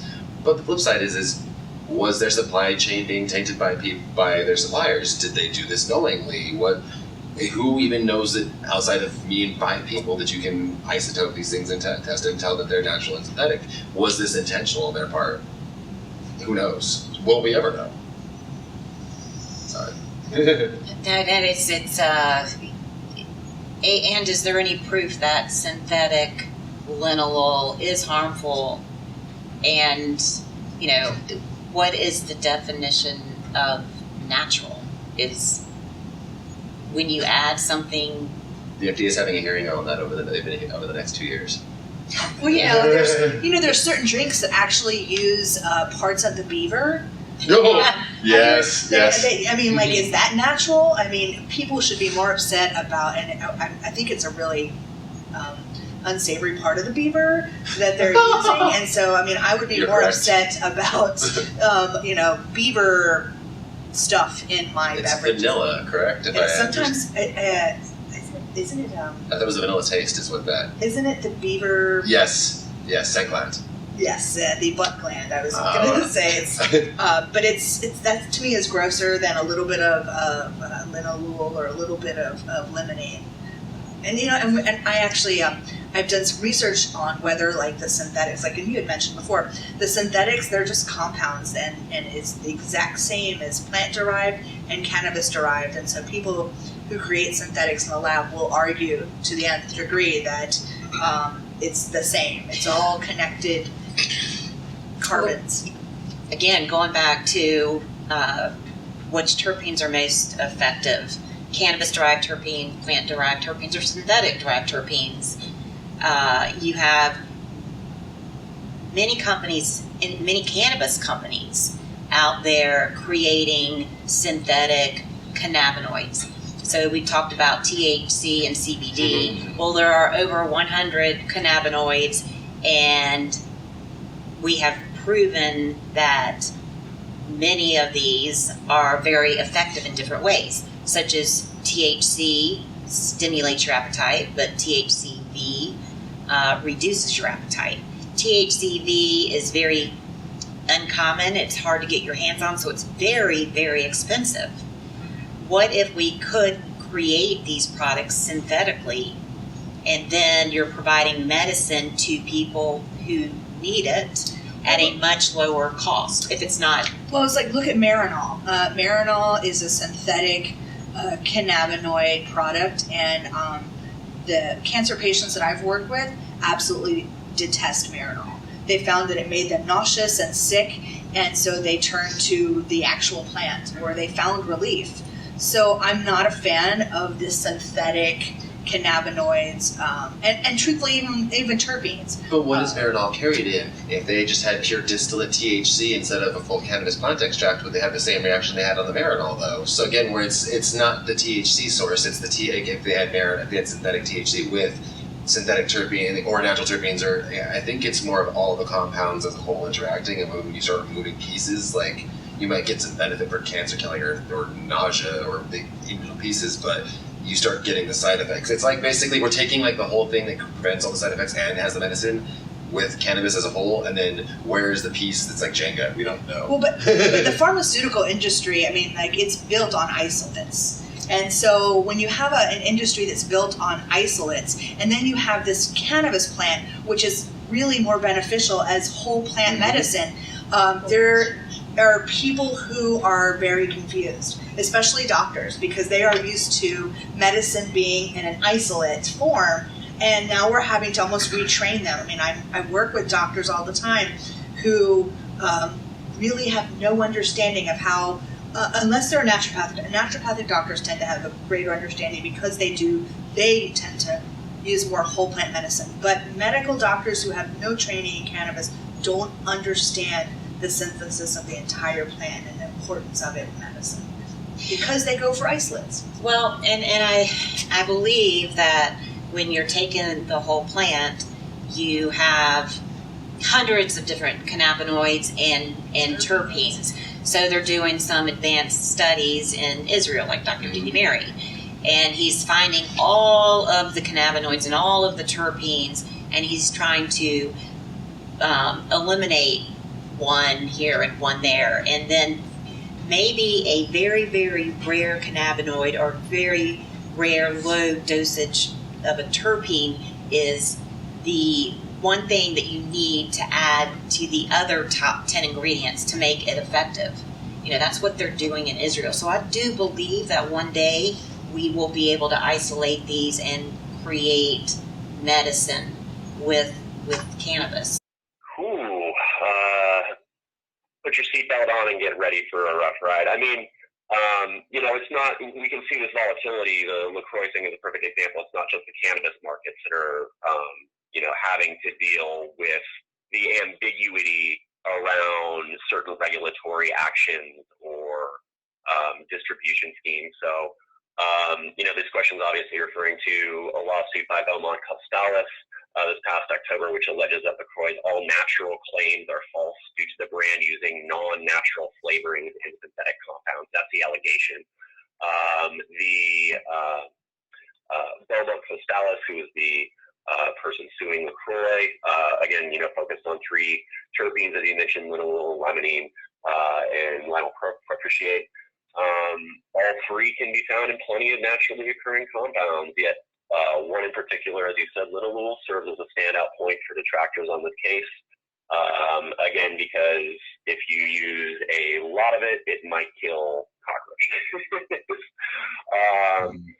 So while it's certainly true that linalool does act as a pesticide in some instances, we know that that is not the case for humans.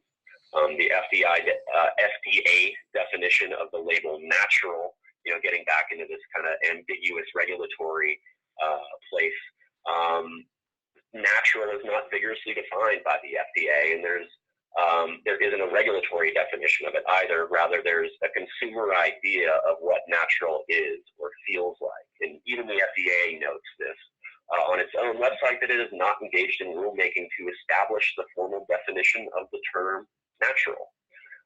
Rather, the regulatory agency considers that in order for a product to be natural, nothing artificial or synthetic, including all color additives, regardless of source, has been included in or has been added to a food that would not normally be expected to be in that food. So, you can read that FDA gibberish a few different ways.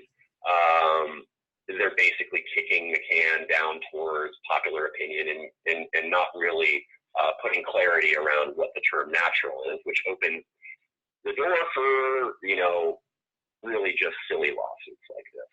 Mm-hmm.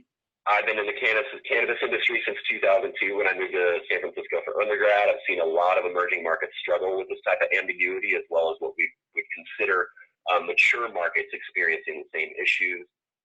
My suggestion is to have a very strong compliance department in-house that you can throw questions at. An example of this is California Prop 65 warnings. There's even a lot of guidance from some industry groups around whether you have to represent Prop 65 warnings on your cannabis products just because they have terpenes on them. So, we can also look towards other industry groups or trade associations that might be offering white papers or some guidance as to how to fill in this ambiguity and avoid the volatile, potentially volatile regulatory environment. At the end of the day, my advice is hedge your liability in any way possible through a competent compliance department and by asking your regulatory body. A lot of times you won't get a written response. You might just get a verbal response because clarifying some of these things, the interpretation will change depending on your auditor, who you're talking to, the inspector. A lot of times government agencies don't want to provide clarity, and you should be ready for that. Instances like the LaCroix lawsuit will always pop up and are unavoidable. And this is an example that's not even in the cannabis industry, right? But the silver lining is that in the absence of clear statute, this ambiguity is often resolved through litigation and case law, which is exactly what we're seeing right here with LaCroix. So with a bit of luck, you can hedge your liability and try and avoid such drama. But again, it always helps to have a competent legal team or compliance team behind you that can help you interpret some of these regulatory ambiguities that result in volatility. Well, last year alone, the global essential oil market demand was 227 kilotons. There's robust growth of end-use industries. It's translated into an upswing in the demand for the product. There's an increase in demand for energy and health drinks in recent years. It's led to an increased use of essential oils and beverages. And also the number of recreational lifestyle users has also increased the demand for essential oils in spa and relaxation aromatherapy companies. And so I heard that the Oblend was selected for a Consumer Electronics Show 2018 Innovation Award honoree in the fitness, sports, and biotech product category. And rumor has it your Oblend machine can create was synthetic and natural vapes, tinctures, culinary oils, massage oils, lotions, drinks, aromatherapies, and supplements from herbal extracts and essential oils. I'm wondering if that's true, and how do you position this Oblend for first mover advantages? So I'm with a company called Altopa, and we have created a device called the Oblend. And if you think of a printer ink cartridge model, it's similar in that model in that you have these cartridges filled with a variety of ingredients. They can include isolated cannabinoids. It can include whole plant. It can include the distillates, terpenoids, flavonoids, essential oils, and basically you use an app, and you can either use a search engine to find recipes for treating pain or inflammation, and recipes will surface that are working for other people. You can decide to make one of those, and within a minute you'll have your product that is very consistent. So it's the first device that is able to mix all of these different ingredients with different viscosities with precision. We are planning on also bringing in like Chinese traditional medicine and Korean traditional medicine.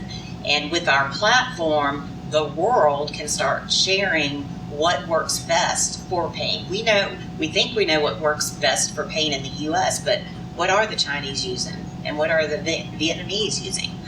So I think it's a great place to collaborate and share information. As far as the first movers, we were commercializing in 2 months. Cannot wait, and we are eventually. We believe this will be in consumers' homes. But we are similar to Keurig. We're going to businesses first, and those businesses will be able to have the data to see what is working for pain, because people can adjust the recipe and the terpenes. And we also believe that everybody's different. Every body's different. So what works for me may not work for you, and it may be different for my child and my grandfather. So although we may think there, and we may see these clusters of ingredients that are working for, let's say, Parkinson's or Alzheimer's, it may be just a little bit different for everybody else. So the first movers will have the advantage of collecting the data based on real usage versus, like an opt-in and this is how I feel, this is how it made me feel. Or there's some companies out there collecting data based on prescriptions. But how do you know the patient was in compliance with the prescription? So we're excited about all of the data that we'll be collecting, and hopefully we'll be able to help a lot of healthcare providers and consumers and help advance cannabis science. Sounds like some of the work that you're doing, Alison. I was just sitting here thinking we have to exchange cards because that would be really cool, because I know that we see so many different types of patients, chronic pain, anxiety, oncology patients, and so it would be very interesting to test something like that out in our clinic. We would love it. It's great. Hunter, how do you position Forefront for your first mover advantage? Yeah, absolutely, and that's a very, very good question. There's a lot of multi-state operators out there that, again, I referenced the land grab consolidation M&A play right now. We look around the industry towards our, competitors, and we think that there is too much emphasis just being put on the land grab. We see honestly, quite a few operators out there probably overextending themselves, and the quality of the product, the quality of the service, the quality of the experience for the consumer drastically goes down, and that, being spread too thin leads to crazy high employee turnover. It creates all sorts of problems. So our CEO, Josh Rosin, was in a Forbes article, I think, recently talking about while everybody else is really out there in the consolidation game playing Monopoly, just trying to buy up as much real estate as possible, Forefront's taking a more prudent approach. Not to say that we aren't playing in the M&A game. Our biz dev team is extremely busy, vetting due diligence on companies just constantly. But we prefer to not overextend ourselves. Instead of playing Monopoly, we play risk or strategy, where Stratego, where you're concerned about your supply lines on the front line, right? You're trying to maintain the quality and the integrity of your brand. And so, is it great to just go out and buy out everything? I mean, the money's there. Honestly, there's never been such a feeding frenzy around this space in cannabis as there is right now. But we think that we will continue to, separate us from the other MSOs by our dedication to customer service and quality of the plants and maintaining our corporate integrity and really not getting overextended. We think that's going to be a major, major differentiator for who we are versus some of our competitors out there. So none of you cultivate, manufacture, distribute, nor sell cannabis, but a raise of hands, how many of you had issues with your bank being shut down in the last 12 months? Oh, yeah. It's very jurisdictional driven. There's really no national banks that are kind of playing with us. We've, on the corporate level, we've gone through B of A, Wells Fargo. I can, name probably 4 or 5 others that we've gone through. The most poignant example of what you're, of this though is, the state of Illinois had basically one cannabis-friendly bank in it. And about 12 months ago, that company decided that they were not going to continue serving their cannabis clients. And so the entire state of Illinois basically was running on a cash system, did not have access to banking for about 9 months. That's problematic for a lot of reasons, especially for operators that don't want to keep that type of cash around, that want to be operating really above board. There's a myriad of problems that creates. And, we continue to work very closely with industry associations and advocacy groups to pass things like the Safe Banking Act, and any sort of tax reform We're starting to see, I think even our competitor came out recently. Columbia Care now has their own credit card for their consumers. So people are starting to get creative with, workarounds for merchant services and banking. But it is highly, highly problematic, and it ends up costing operators a premium because, for banks to play with us, according to the Treasury memo, they have to file suspicious activity reports, SARs, to FinCEN for basically every transaction. So it's causing the bank to spend more resources to offer their banking services to us, and that cost is handed on to us at quite a green tax premium. So yeah, there's, again, all sorts of problems with the banking industry. I think we're moving closer, though, honestly, with the Safe Banking Act, and I think Congress at the federal level, the willpower is there. We just got to get lucky and get some things through committee and get some floor votes. Are terpenes the secret to award-winning strains? And how? Yes. And follow up: how will terpenes influence 2019 and beyond? Well, I guess I could start by saying that David brought up the coffee industry. I worked in the coffee industry for 10 years, and so I went from just making a drip coffee to pour overs and trying to help people experience the flavors and the aroma of coffee. And I feel like we had that first wave where it was Folgers and instant coffee, when we went into the second wave, which was the Starbucks, and cafes started popping up, and now we're in the third wave where it's more it's craft. And I think going in from 2019 and moving forward, we are definitely seeing already a shift towards more craft cannabis, and an appreciation for it as well. Ooh, yeah, I think we're going to start hearing a lot more about terpenes and terpene profiles. I served as a bud tender in San Francisco for a little while. One of my favorite ways to interact with a new patient really is, don't look at the testing. Don't look at any of the numbers. Here's 20 cultivars in jars, smell each one. And that gives me the opportunity as a bud tender to talk about the terpene profiles and really, really try and educate a little bit there. And then really say, was the Jack Herrera really, really, was that your favorite from an olfactory sense, like from a terpene perspective? And then maybe that's your body telling you that you need the, alpha pinene and, limonene, that your body is creating those therapeutic effects. I really like to talk about cannabis as far as terpene profiles, and I think a lot of people are going to continue to expand that discussion, and not just cannabis native terpenes. We're even we're talking about the LaCroix thing. People know what the essence of orange is or what the essence of lavender is, but oh my God, it's actually a terpene. So we can talk about that, and essential oils and aromatherapy and all the sort of cross or trans category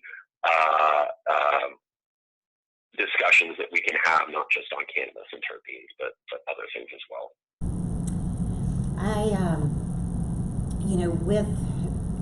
Because cannabis is not federally legal in the U.S., it prevents a lot of our pharmaceutical companies and other companies performing clinical trials.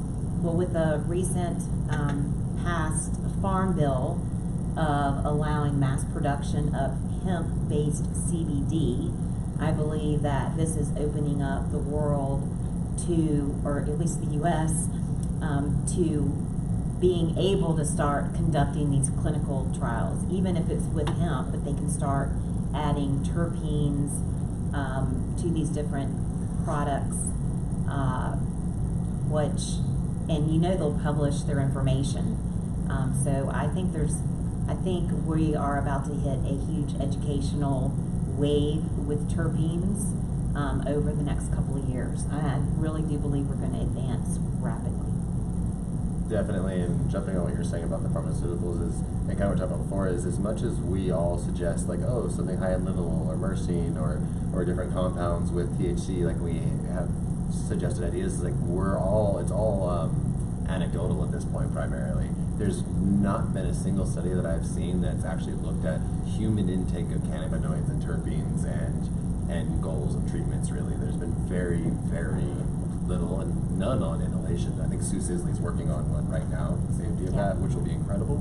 So, like you're saying, we're right on the edge where these things are finally able to start happening. So it's gonna be incredible to start seeing that data come in. And speaking of terpenes being the next wave, I think I spoke at the FDA a couple weeks ago, and it seems like they're going to be holding the bar on cannabinoids pretty high, and I don't see them entering our food supply, if ever. But terpenes, when you, for example, steam distill them, you actually reduce the cannabinoid content, and there's none. They're too heavy to be lifted by the steam for extra. So you can make an essential oil terpene extraction of cannabis or hemp that can then be used for food and beverage, and that because that GRAS study exists for terpenes already, for generally regarded safe, I proposed to the FDA that they just allow hemp essential oils, which are those same compounds, to be approved. I think because there's no reason not to. So we're still waiting on their reply. But once that gets approved, that's an immediate step for the entire industry to start using hemp and cannabis terpenes in food finally. So I think that is the future. I think that'll be the next big wave for terpenes. We'll be moving beyond cannabis terpenes being in inhalable products or in recreational products, but being in everything we consume. I had to train my iPhone and my computer to accept the word terpenes because it would, would spell check it, and now it just accepts it readily. And I kind of see that as the wave of moving forward in 2019 and beyond, is that terpenes is a word even that more and more people are having on their lips. There's more discussion about it. There's more education than ever about what does your cannabis taste like? What does it make you feel like? And terpenes, I really feel in all aspects of food, beverage, cannabis, are going to be even increasingly more popular.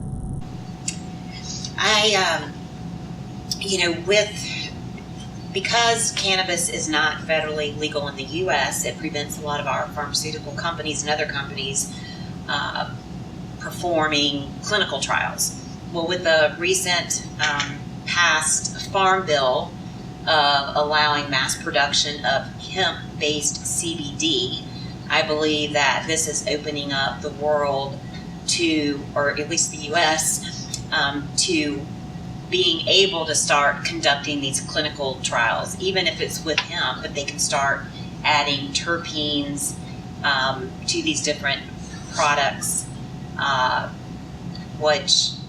they'll publish their information. So I think we are about to hit a huge educational wave with terpenes over the next couple of years. I really do believe we're going to advance rapidly. Definitely, and jumping on what you're saying about the pharmaceuticals and kind of what I talked about before, is as much as we all suggest, like, oh, something high in linalool or myrcene or different compounds with THC, like we have suggested ideas, like it's all anecdotal at this point primarily. There's not been a single study that I've seen that's actually looked at human intake of cannabinoids and terpenes and goals of treatments, really. There's been very, very little and none on inhalation. I think Sue Sisley's working on one right now, safety of that, which will be incredible. So, like you're saying, we're right on the edge where these things are finally able to start happening. So it's gonna be incredible to start seeing that data come in. And speaking of terpenes being the next wave, I think I spoke at the FDA a couple weeks ago, and it seems like they're going to be holding the bar on cannabinoids pretty high, and I don't see them entering our food supply, if ever. But terpenes, when you, for example, steam distill them, you actually reduce the cannabinoid content, and there's none. They're too heavy to be lifted by the steam for extra. So you can make an essential oil terpene extraction of cannabis or hemp that can then be used for food and beverage, and that because that GRAS study exists for terpenes already, for generally regarded safe, I proposed to the FDA that they just allow hemp essential oils, which are those same compounds, to be approved. And because there's no reason not to, so we're still waiting on their reply. But once that gets approved, that's an immediate step for the entire industry to start using hemp and cannabis terpenes in food finally. So I think that is the future. I think that'll be the next big wave for terpenes. We'll be moving beyond cannabis terpenes being in inhaled products or in recreational products, but being in everything we consume. I had to train my iPhone and my computer to accept the word terpenes because it would, it would spell check it, and now it just accepts it readily. And I kind of see that as the wave of moving forward in 2019 and beyond, is that terpenes is a word even that more and more people are having on their lips. There's more discussion about it. There's more education than ever about what does your cannabis taste like? What does it make you feel like? And terpenes, I really feel in all aspects of food, beverage, cannabis are going to be even increasingly more popular. I guess maybe I'll just add that, it's on us to really drive this movement. And, coming from a linguistics background, language isn't learned and retained unless it's used. So it's really on us to create this new narrative and shift the dialogue in the direction we want it to go in order to, help us all appreciate cannabis for the amazing, wonderfully complex plant that it is. So I want to thank everybody for being here today, and appreciate you being on the podcast, The Talking Hedge. I'd like to thank my guest, Nicole. She's with the Oblend, or Altopa, maker of the Oblend. I'd like to thank Alison. She's representing CASP and the Terpestival. I want to thank David. He is here with True Terpenes. I also want to thank my guest, Hunter Holliman with Forefront Ventures. And Kayla is here representing the Cannastamp and Cannabinder. Thanks, Josh. And we're going to wrap this up. I'm Josh Kincaid. This is a Talking Hedge, your cannabis business podcast. Don't forget to like, share, and subscribe, or don't. And I'm out.